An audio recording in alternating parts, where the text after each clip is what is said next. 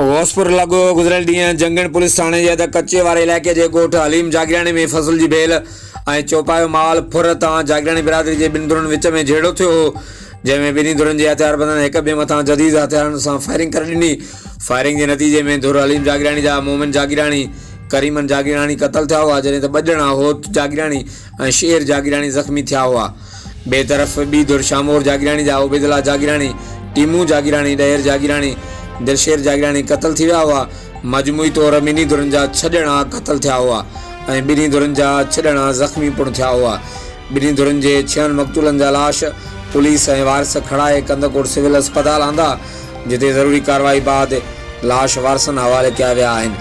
ॻोठाणनि ॿुधायो त ॿई धुरियूं पाण में सगा सौट आहिनि, जन मामूली बकरी चोरी जे तकरार तां हिक ॿिए जा 6 माण्हू क़तल ऐं 6 ज़ख़्मी करे छॾिया आहिनि।